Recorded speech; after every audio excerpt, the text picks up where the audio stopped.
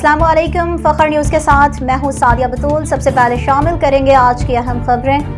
لاہور سے طارق نور الہی تبوکی bureau chief کی رپورٹ۔ ملاحظہ فرمائے ممتاز صحافی دانشور مدیر اردو ڈائجسٹ جناب الطاف حسن قریشی 94 سال عمر میں انتقال کر گئے۔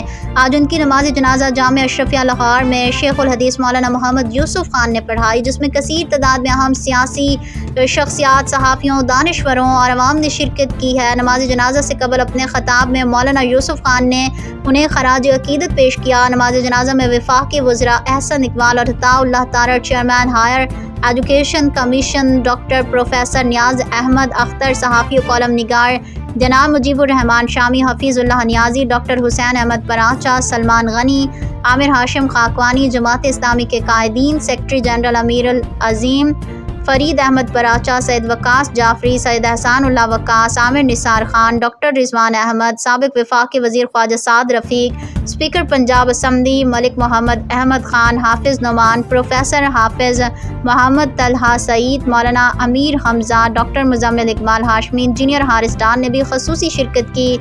شرکا نے دلی تعزیت اور ہمدردی کے جذبات کا اظہار کرتے ہوئے الطاف حسن قریشی مرحوم نے قومی صحافت، فکری رہنمائی اور نظریاتی ادب کے فروغ کے لیے گراں قدر خدمات سر انجام دیں۔ انہوں نے اپنے قلمی کاوشوں کے ذریعے قومی شعور کو بیدار کیا اور صحافت کو ایک مثبت نظریاتی اور باوقار سمت عطا کی۔ پروفیسر طلحہ سعید نے کہا کہ الطاف حسن قریشی کی تحریریں، افکار اور صحافتی خدمات ہمیشہ زندہ رہیں گی اور آنے والی نسلوں کے لیے مشعل راہ ثابت ہوں گی۔